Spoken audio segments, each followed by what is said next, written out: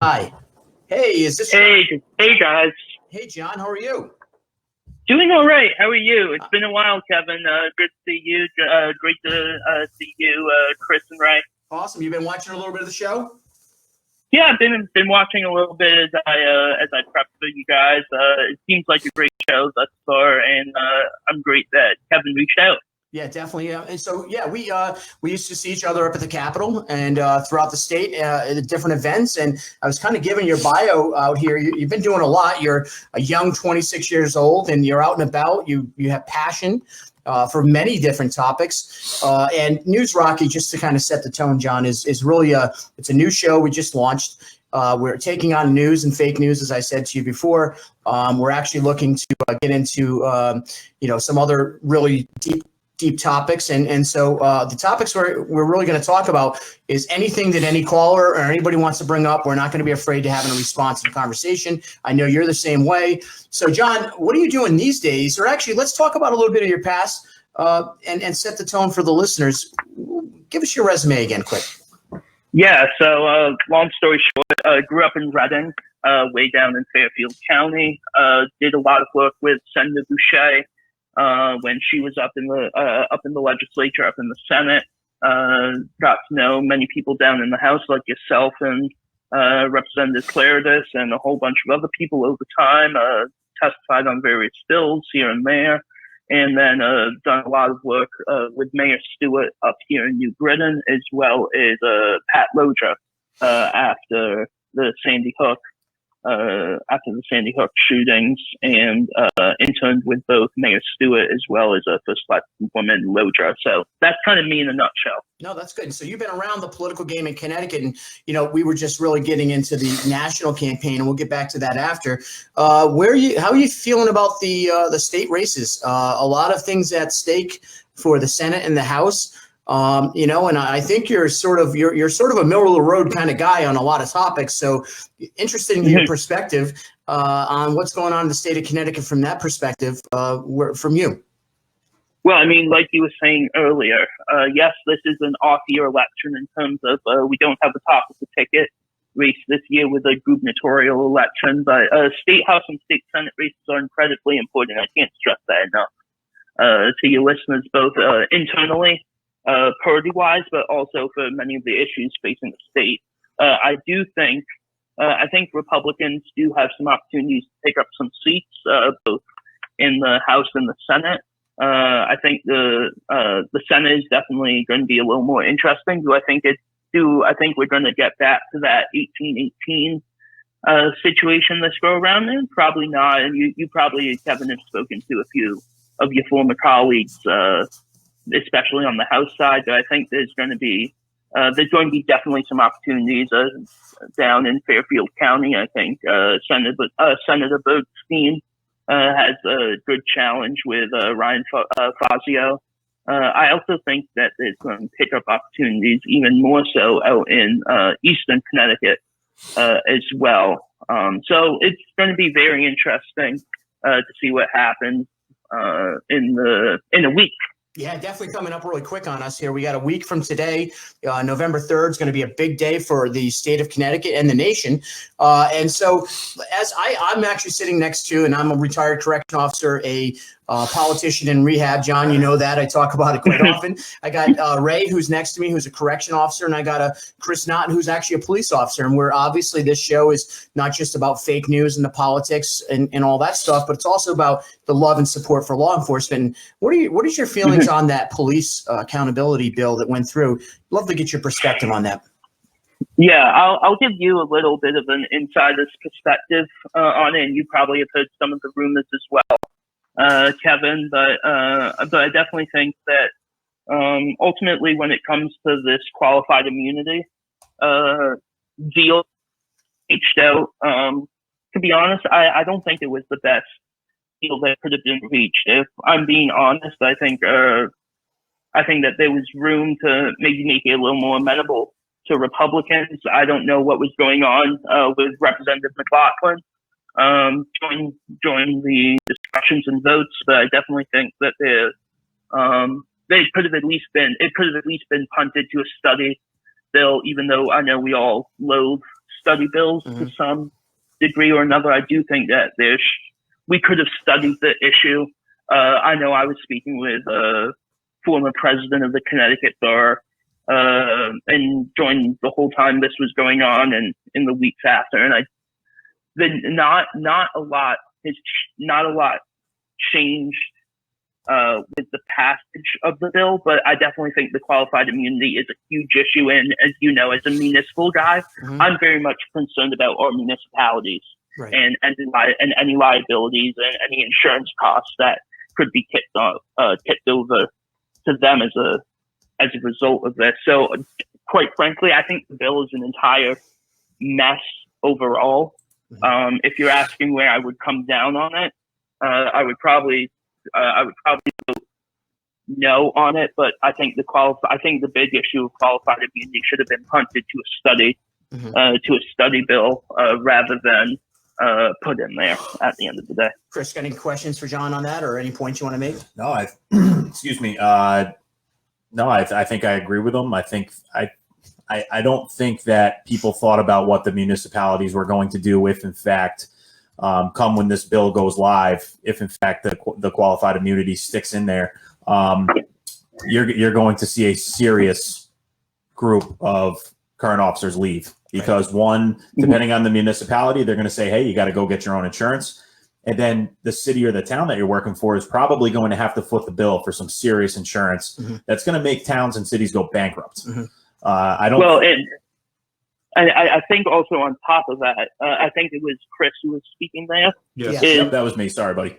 Yeah, no, it's all good. I think to that point, Chris, we also have to look at the state police force and the state pension issue that's coming down the pike in 2025, and how these two issues of both, let's call it municipal kickbacks, as well as the state pension obligation for our state police officers, how those two are going to maybe potentially intersect at the same time. It's a good point. Very good point. And so, onto that same topic in the state, I mean, obviously you and I got to be honest, John, I don't too often, I hang out with these guys and they don't speak the same insider trading language of corruption like politics like you and I do. So I appreciate hearing some of the words you use, and it kind of makes me feel back at home. Not picking on you guys. I'm just saying. That's fine because I'm way out of my element here. No, but the average layman, right, the way we're breaking it down, you're doing a great job at it. Now, we could see possibly, and you touched on a couple issues with the races this year. I kind of, on the other hand, think the Senate's going to get close enough to where it could be a couple of those swing votes. You have Hartley still running, correct? Yes, she's running unopposed actually. Right. So now Hartley's the one. So we can get to the 17 or 16, 17 on that list of senators, which I think is doable. I think Brendan Saunders is doing amazing over there. I think there's some really good races. But my question is, let's say we go back into session, and in the Senate, we have the ability to bring up this law again, right? To amend this law or make some effective changes. What would you tell the legislator who has your ear how to go about that going into January? I mean, ultimately, as you know, I think the best thing that you can really do at this point is just put in bills, and hopefully, if they get brought up in public safety. We have a great ranking member on public safety in JP Straczynski. Hopefully he'll fight for a bill to be brought out, at least in committee for a public hearing. Obviously we wouldn't necessarily control the votes, to get it passed out of committee, but there's a big opportunity, with any potential, if there's a study bill or a repeal bill of qualified immunity, that it could get a public hearing that would bring press to it, and bring a lot of attention to it. So while Republicans may not necessarily have the votes to control legislation, like it or not, there's opportunities to amplify things in the media, to try to bring more attention to the average everyday people, to try to help them explain and learn about policy. It's similar to when on Mother's Day, when I tweeted that I want to have a bill to castrate sex offenders, and it went all crazy on me. Something similar to that kind of action. I get what you're saying.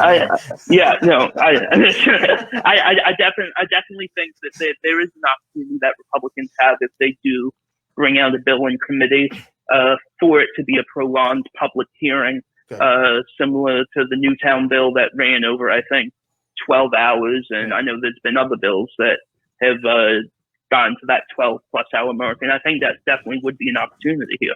I think that's a very good point. And we hope that, unfortunately, we don't see the numbers breaking, going the opposite way, and Republicans taking control in Connecticut. And again, for the listeners of NewsRocky, you have Chris, Ray, and myself here hosting this, and John Board, who's on the line with us, who is really an activist of the political scene in Connecticut. Let's skip over to some other stuff. You mind jumping into a little national conversation?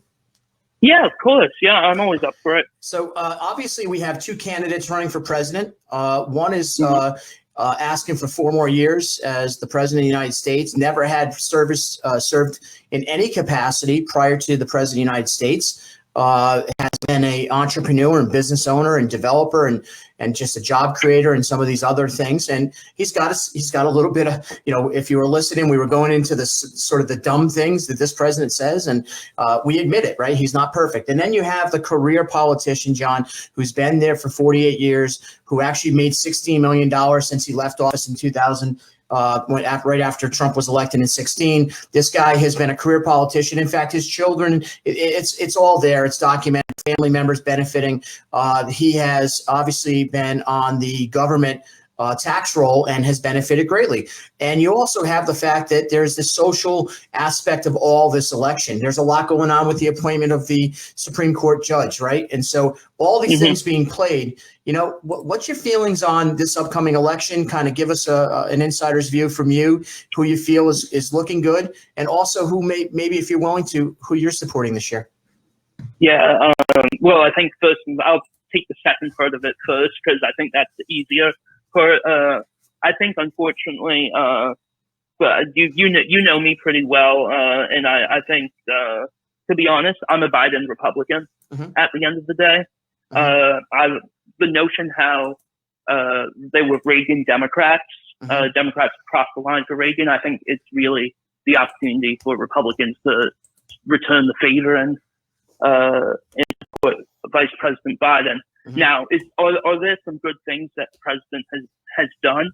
Oh, absolutely. I think on foreign policy, when it comes to the Abraham Accords, I think that's a step in the right direction. There's no doubt that the president and Mitch McConnell have been able to reform and remake the judiciary in a conservative mindset, with over, I think it's 300 federal appointees and three Supreme Court confirmations.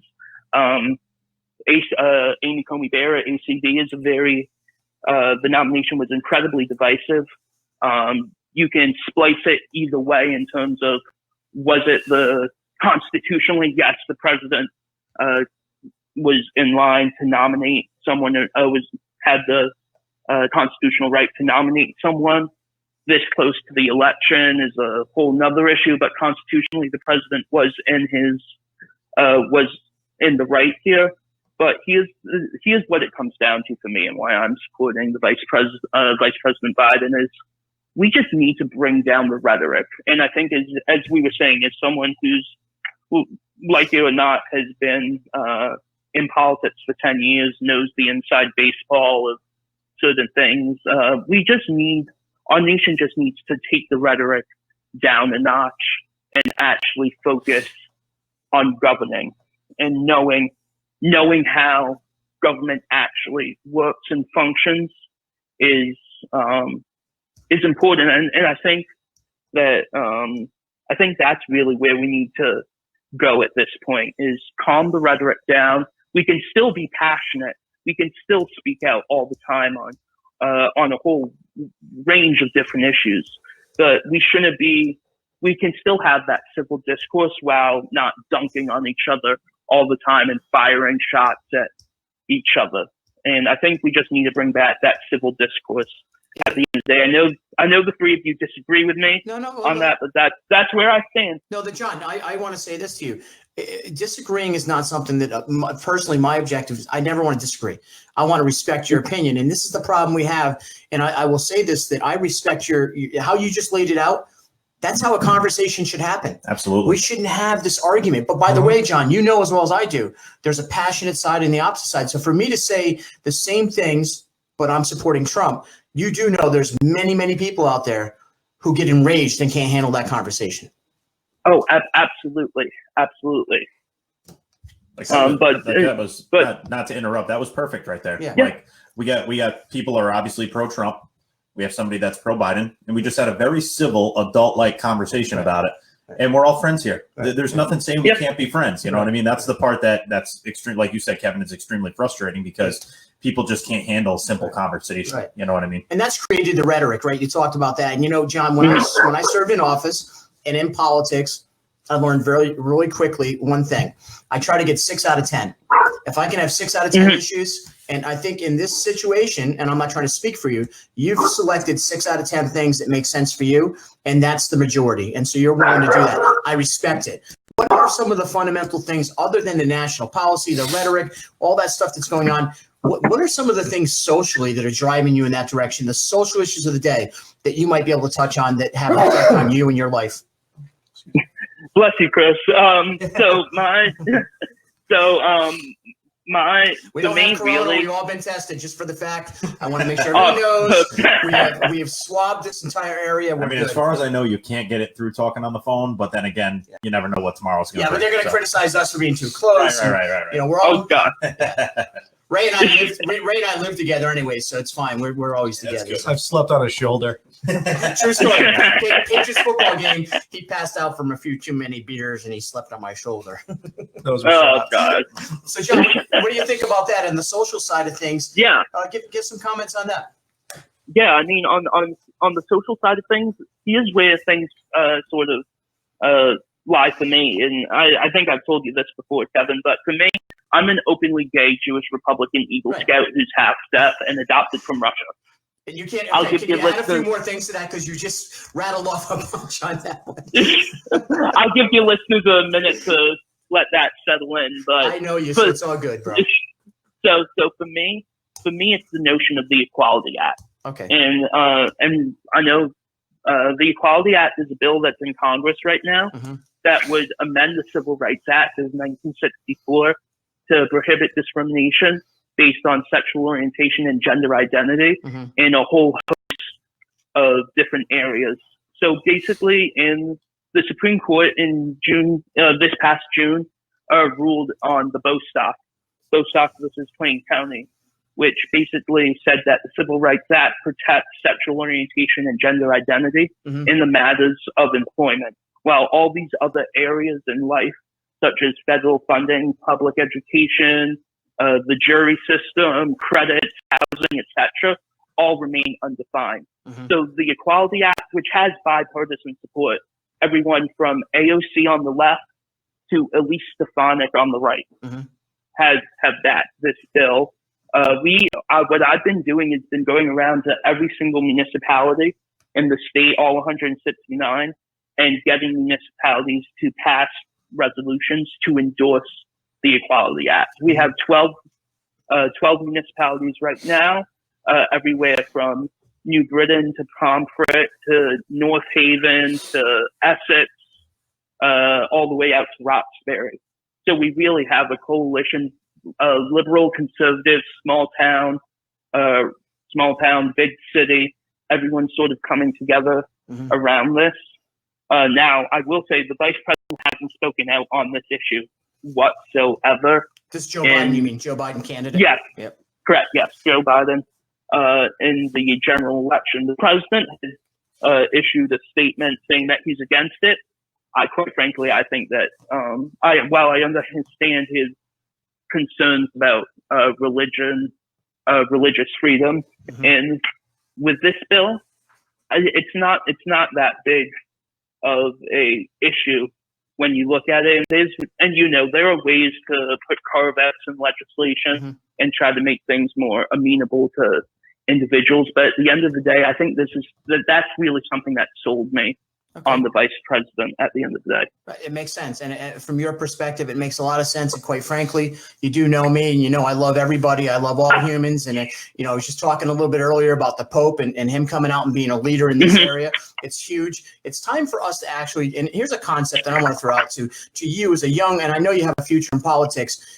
What about just taking all the boxes off the list? How about just we're humans, right? We're like, you don't have to have a color, we can all have a social security number so they can track us. But what about we just become that, right? We don't judge it by some sort of, some box that kind of is a qualifier, right? So I'm kind of to the point where I agree with you. I also know that politics plays a really big role in the fact that that's a pandering type thing. Sometimes they'll use that to track to certain populations. And let's face it, Mike Pence, who, by the way, I'll tell you a story someday, but I met him in a bathroom, just saying.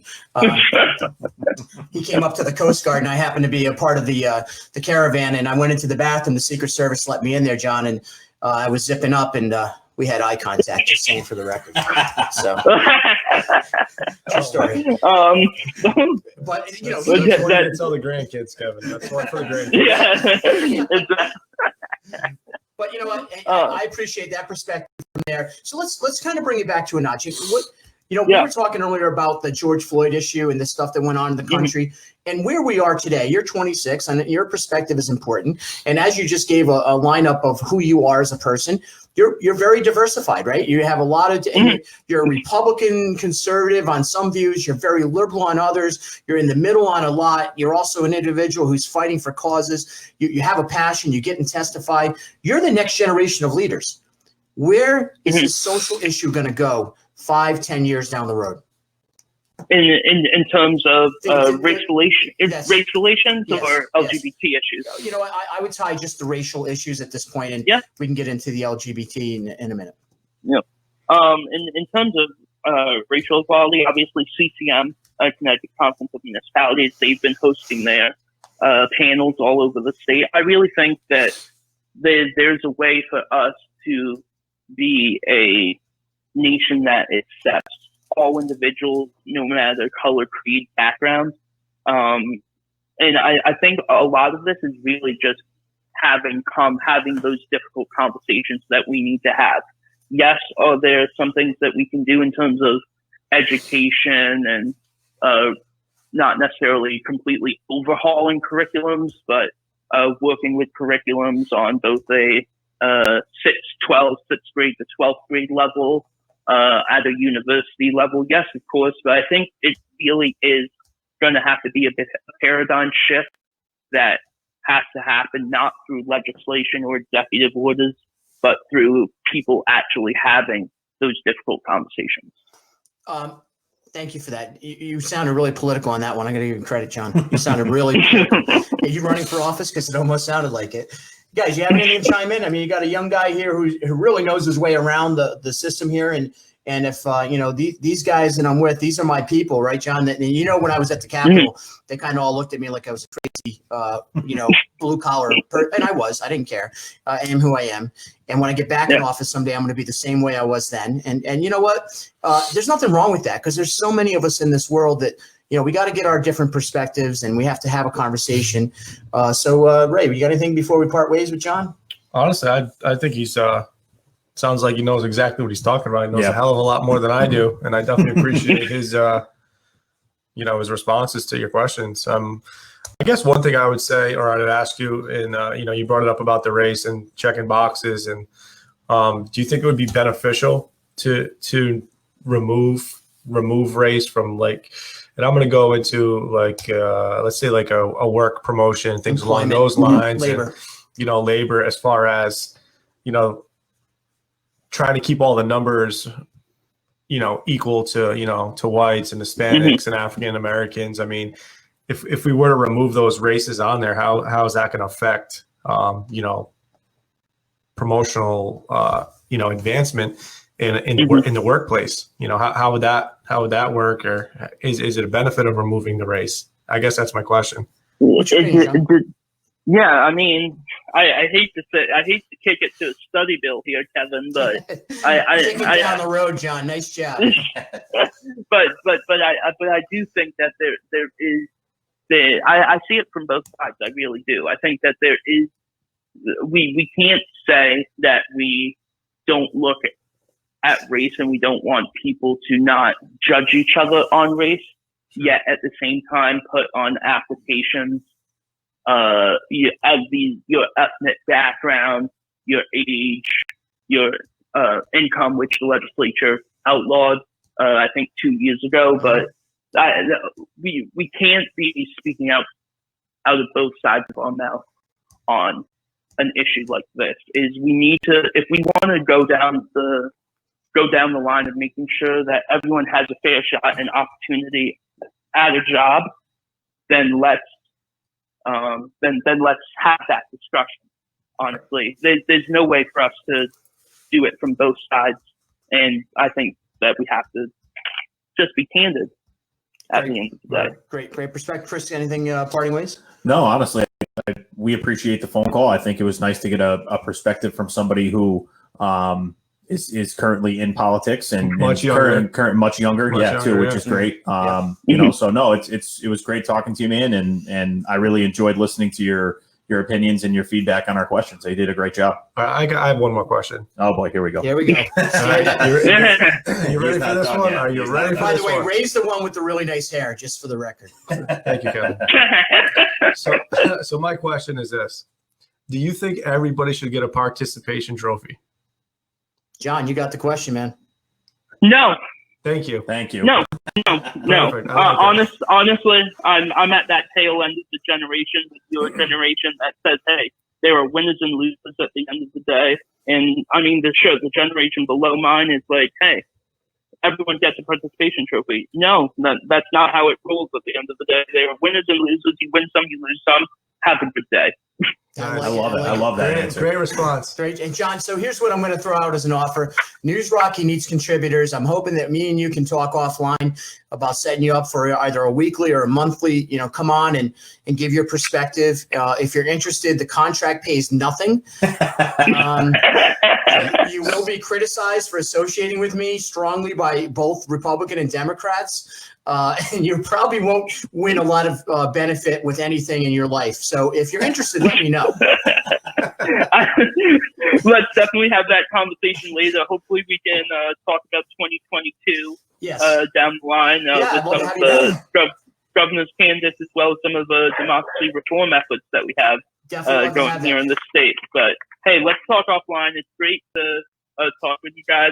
Thanks, Ray. Thanks, Kevin. And thanks, Chris. And we'll definitely do this again sometime soon. All right. Sounds perfect. Thanks, John. And by the way, the day of the election, I'm going to be sending messages out. I want a lot of people contributing. So hopefully you can call in next week. Okay. And I want just want to thank you again. It was an awesome call. Thanks, John. So we had a really good call right there. And I got to tell you, honestly, when you think about the perspective of younger people, there's a guy, and honestly, I'm not angry with his answer about Joe Biden. No, you can't be. Well, everyone has their own opinion, and he knows. Respect. I mean, you got to respect him because he's a respectful person. Right. Sure. And like, what was his big thing I noticed that he talked a lot about was have a conversation, be candid, right? But have a respectful conversation with people. And I think we would get so much further in this world with this type of stuff if we were just adults and we spoke like we're speaking right now. Exactly. It's easy. It's really not a hard thing to do. Not at all. It's not. So I mean, man, I'm thinking possibly, John, and I know you're probably still watching, is maybe I should call you before I start the show just to calm me down a little bit so I don't get off the rails, because he just listening to him calm me down and give me okay. I almost started to think, can I vote for Joe Biden? And then I woke up and said, no way. No way. Love it. That was a great call. This guy's going to wake up the baby. Yeah, well. Sorry, babe. Sorry. Hey, we don't have babies in the bunker. No babies in the bunker. No babies in the bunker. Okay. No. So kind of down to about the last 20 minutes or so, right, of the show. So kind of go into just kind of round robin here. We covered a lot today.